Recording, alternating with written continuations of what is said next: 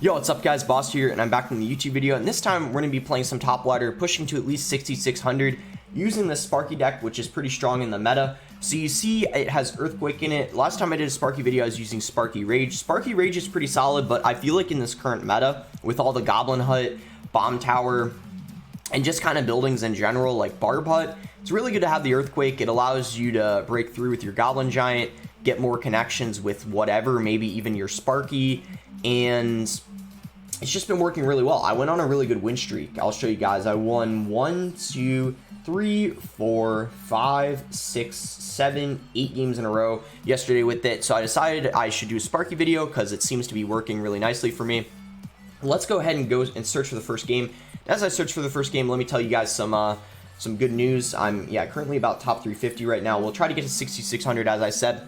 So I'm currently doing online school, and because high school right now, well, obviously, as you guys know, with what's happening right now, schools are closed, so my high school's online, and I'm doing some online work. Classes are shorter overall, 45 minutes instead of the hour and a half I'm used to, so it's going to be less work. And on top of that, the lunch break is going to be an hour long, which means during my hour-long lunch break, that gives me enough time to eat for like 15-20 minutes, and then afterwards, I can record a video, because as you guys know, recording a video only takes me like, like 20-25 minutes, because that's how long my videos usually are. So I should be able to continue uploading daily. As you guys know, I've been uploading daily the last like 10 days or so, and I plan to continue doing that because of all the extra time I have. So we're gonna Dark Prince. I didn't really want to take that Prince charge. It would have been nice if I had a Goblin Giant in cycle, because what I would have done is I probably would have just... Let's go Zap to reset the Dark Prince charge. Looks like he goes in for an Ewiz, though. And I hope we can defend this. Mini P.E.K.K.A. might not hit the Ewiz, but overall, since he doesn't have a Miner in cycle, pretty okay defense. If you had a Miner and paired that up with the Ewiz, we could have... Wow, okay, I'm a little surprised you went Prince. That's a little aggressive, but I guess to be honest, it's not an awful play considering we had to go Goblin Giant just to defend the Prince. But on the plus side, we are going to pick up a Goblin Giant hit and fully counter the Prince. So even though we had to spend an extra Elixir to take it out, I wouldn't say that was the worst thing that could have happened, because, you know, we ended up getting...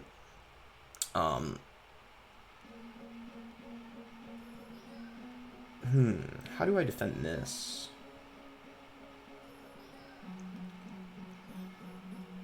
So, I don't... That could have been worse. And also, here's the good thing. We're in double Elixir right now. His Zap is out of rotation, so he can't reset this Sparky. It should very well take out the oh, well, wait, we're gonna see. It might take out the Prince. Wow, that was an interesting Miner. He didn't have a Zap in rotation, so that Miner didn't do very much for him at all, if I'm being completely honest.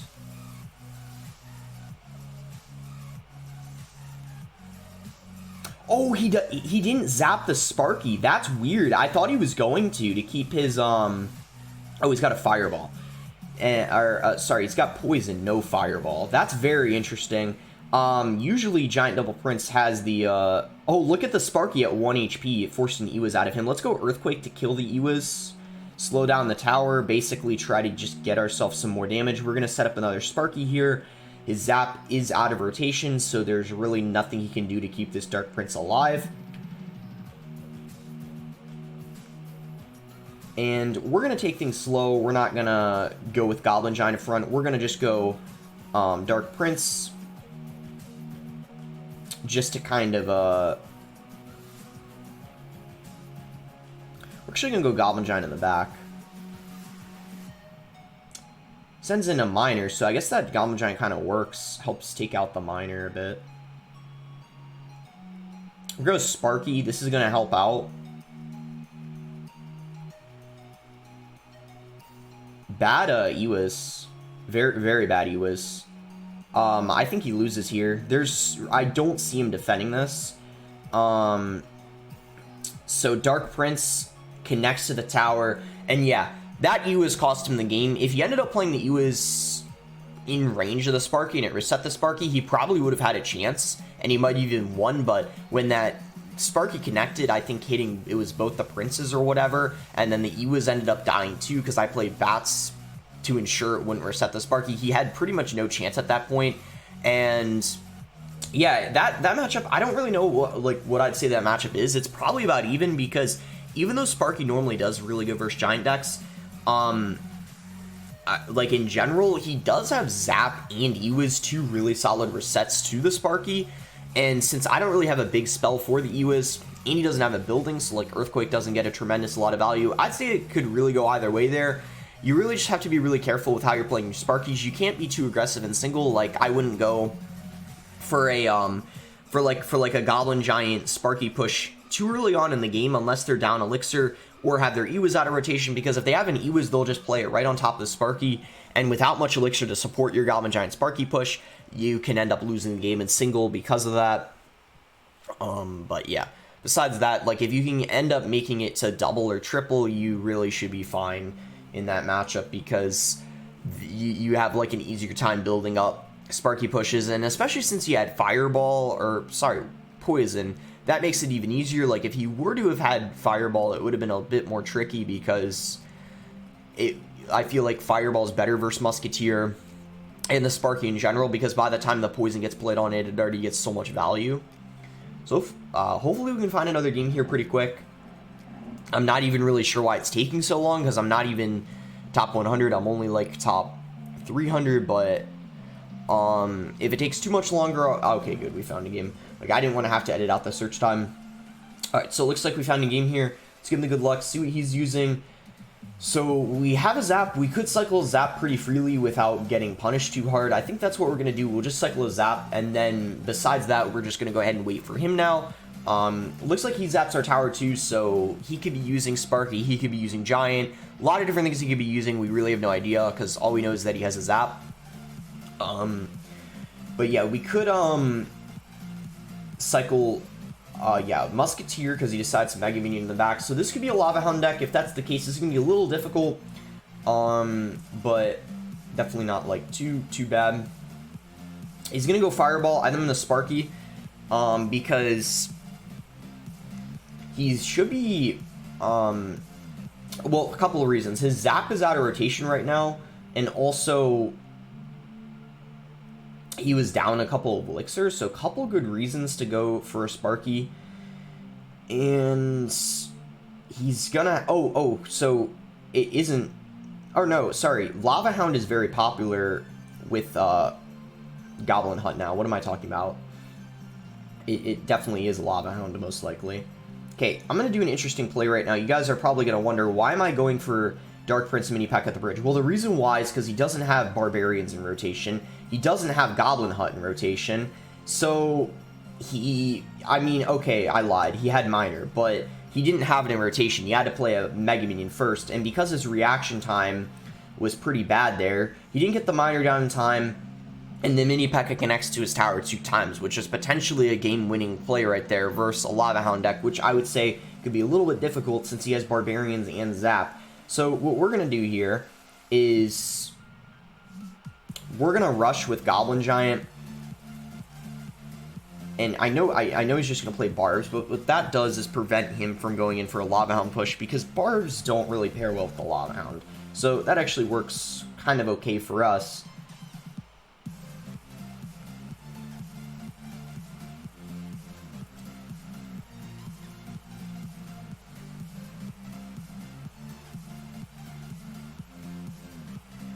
But I don't think we can defend this.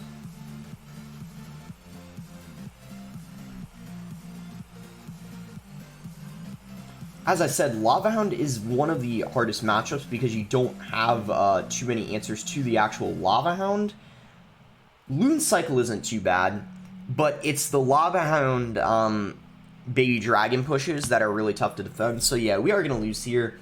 Don't have much shame losing this one, because as I already said, in my opinion, Lava Hound is one of the hardest matchups. There's no doubt about that. And especially if they have like barbarians, that just makes it even more kind of obnoxious. And if they have like a zap, like let's say they're using, like we look at his variant here, he has zap and barbarians too, and baby dragon. Honestly, 3 pretty annoying cards for you to have to deal with. Like some lava variants, like let's say they're using Inferno Drag, which you have a reset for. Bats are pretty solid versus it. Or maybe they're using like Bar Barrel instead of Zap or Snowball. Anything like that, you have an actually pretty okay matchup. It's just if they have like Barbarians, Goblin Hut, and just, yeah, like that one was pretty difficult there. Because even though we have Earthquake versus Goblin Hut, we then have another thing we have to break through, the Barbarians. But I probably could have done a couple things differently. Like I feel like the Goblin Giant at the bridge, same lane as the Lava Hound, wasn't probably the best idea. It might have been better to go even opposite lane with the Goblin Giant, and then maybe he played Barbarians in the other lane. That might have worked a little bit better, but either way, like, it was going to be a tough matchup no matter what we did, but I probably could have done a couple things differently, as I said. So let's go ahead and split Bats here in the back, see what he's going to do. Once again, we're going to kind of, like, wait for him to make the plays. We can, again, here cycle a Zap, though. That's totally fine. And now after we do that, we're going to wait a little bit here, see what he's using. If he doesn't make the first play, my best guess would be he's probably using like a Lava Hound Golem deck or even Elixir Golem deck. I know you guys are going to ask because Elixir Golem, I feel like a lot of people struggle to beat with a lot of different decks. Like, how do you play against Elixir Golem, especially if they have E-Drag? I feel like that wouldn't be too bad. Basically, if they drop like a healer in the back, you can go Goblin Giant Mini P.E.K.K.A. at the bridge because healer's probably their best answer to your mini P.E.K.K.A. and then they're down for Elixir, so they have 6 to defend. So what they're either going to do is go in for like a Goblin Hut, because they won't really have enough to play Barb Hut, and then if they do, they're going to have like they're going to have 0 Elixir after that. If they drop an E-Drag in the back, you could honestly do the same thing, go Goblin Giant Mini P.E.K.K.A. at the bridge, because you can't go Sparky same lane as the E-Drag. Or the other option is you could actually just go Sparky in the back opposite lane of the E-Drag. That's another option as well, because then their best answer to the Sparky's out of rotation. But I would say that's kind of like my best advice. You obviously never want to Sparky same lane as the E-Drag. That's just a really dumb idea, because then they can Elixir Golem healer in front and then just NATO your E-Drag into the, or NATO your Sparky into the E-Drag getting reset, and then that just wouldn't be good. So I'm actually going to go ahead and cycle an Earthquake here. I want to be making the first move, even though Earthquake kind of just gets tower damage, doesn't really do anything else. Still kind of a decent play, and you're going to see he doesn't even do anything, so we just got free damage on his tower. Essentially, that's just basically what happened. And then we're going to Spark in the back, because it is double Elixir, and we have a mini P.E.K.K.A. in rotation, so really there's no way he can... Okay, here we go. So he goes healer. This is exactly what I was talking about. So you want to go Goblin Giant mini P.E.K.K.A. opposite lane. And he's going to have Barbarian Hut. So we'll see if he just has like the standard E-Golem deck.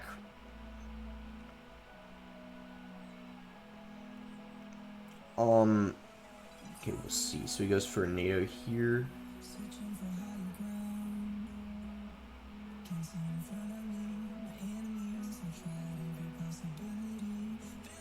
Okay, we'll go Earthquake here. He should be back to another healer. Don't know if he's going to play it or not, but...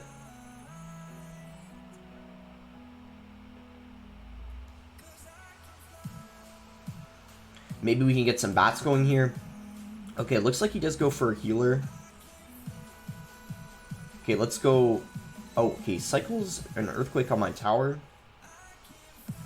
Then goes for another Barb Hut, and hopefully, guys, we're kind of getting him out-cycled here.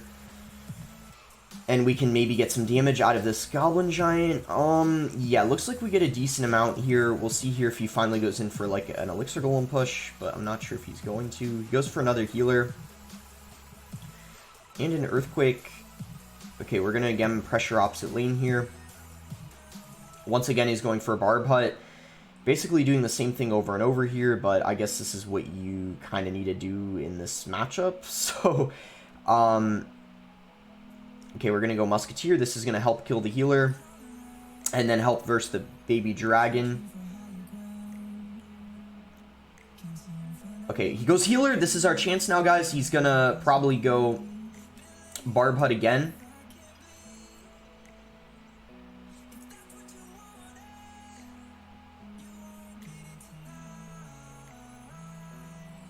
Okay, we're getting some good damage.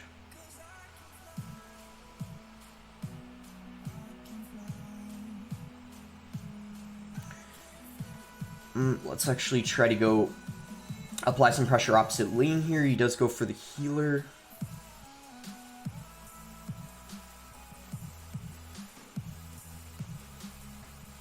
We're going to completely ignore that baby dragon, guys. If we can get some good damage here, we actually end up winning the game.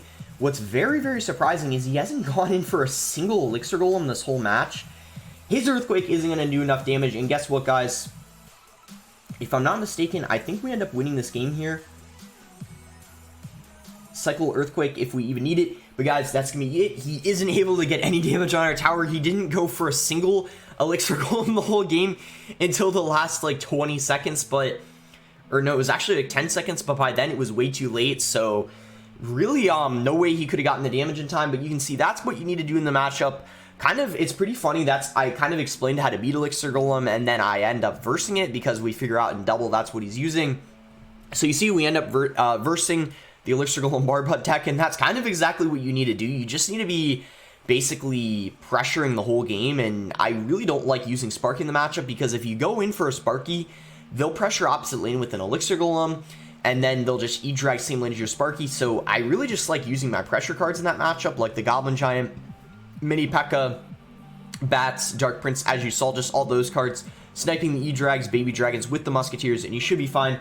And just like that, we did hit 6,600. Let's keep going, play another game or two, see if we can push even higher, maybe even get in the top 200. We probably need to win like 2 more games to get in the top 200, but yeah, I'll just kind of have to see how long the match is, because I do go back to class in about, I guess like a half hour, so I have, yeah, quite a bit of time, honestly. Like, I definitely have time for another couple games. See here, like, how long it even takes to find a match. Like, hopefully it doesn't take, like, as much time as it did before, but it all just kind of depends on, like, who's searching, and they need to be like within, you know, like 100, 150 trophies of you. Okay, here we go. So it looks like we found our next game. We're actually going against XOP Sam. So he's a really good player, CRL player. If you guys don't know him, he's on SK. Obviously, you can see his name.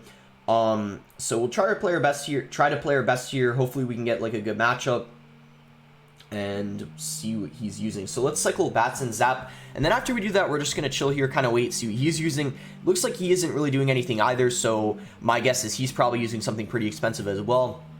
I know XOP Sam uses a lot of Royal Hog decks. It's one of his favorite archetypes.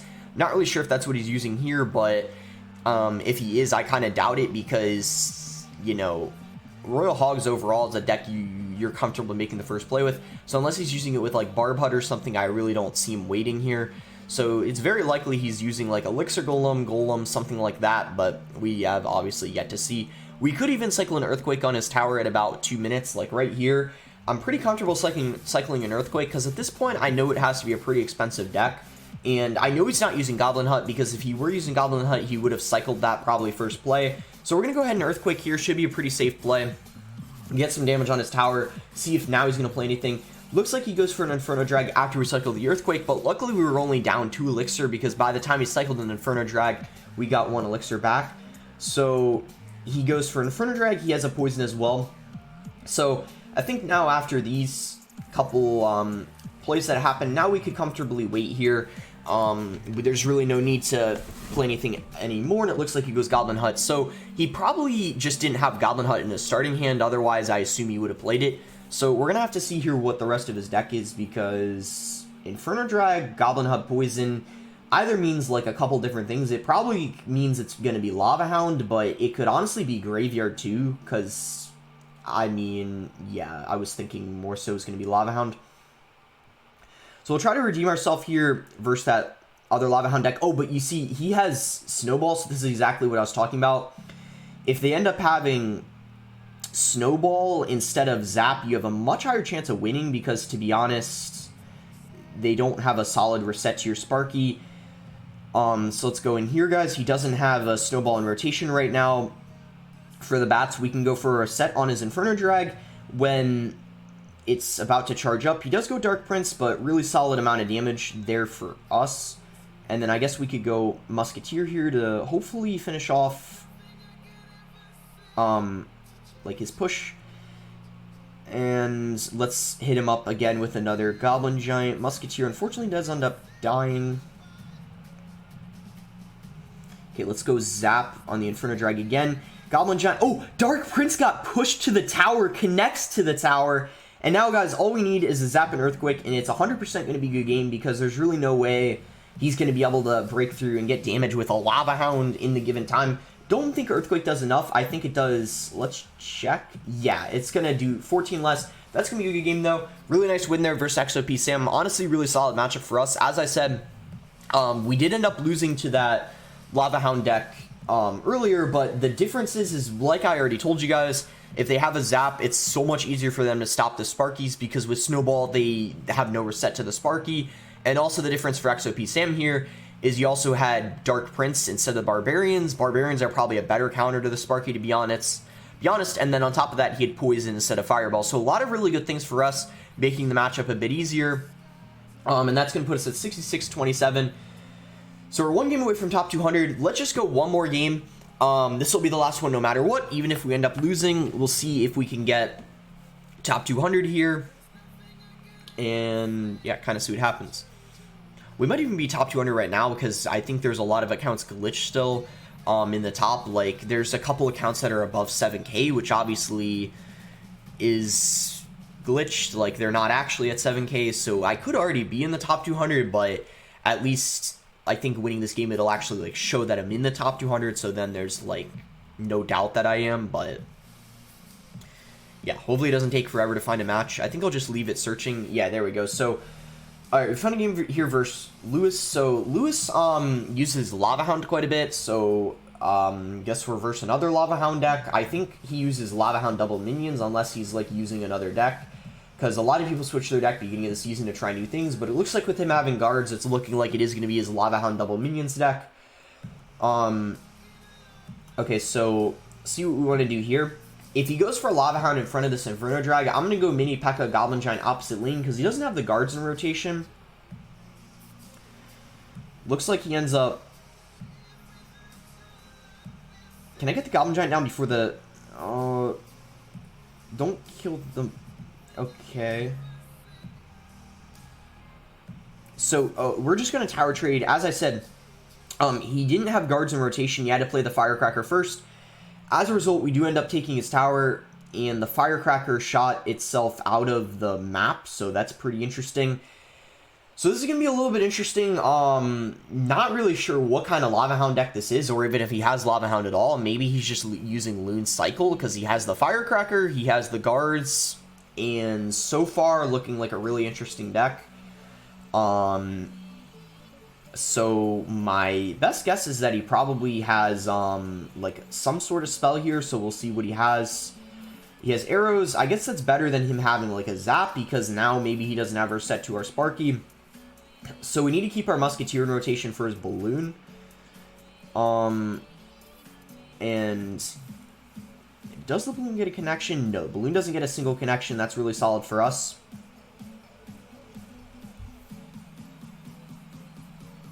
Let's just go Mini P.E.K.K.A.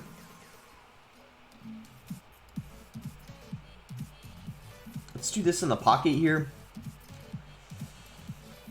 This is just because the Mini P.E.K.K.A.'s there supporting, and now his guards are out of rotation. He goes for a Fireball. Mini P.E.K.K.A. gets a second connection on his tower, though, so looking really good for us here, and the fact that he had a Fireball, that means our Musketeer's surely going to get a lot of value. Dark Prince is really solid versus guards, especially when it's charging, so let's go in pretty aggressively here. We're definitely going to go Earthquake, because that's going to whittle down the Firecracker's health. Can we zap the Inferno Drag and the Firecracker at the same time? We do. Goblin Giant makes it to the tower. Unfortunately, doesn't get the damage required to put us into...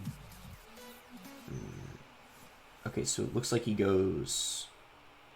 Looks like we catch the Miner. Musketeer's still at full health. Guys, if we go Goblin Giant in the pocket, I think in Zap his Inferno Drag, I'm 90% sure it should get a hit, even with the guards down.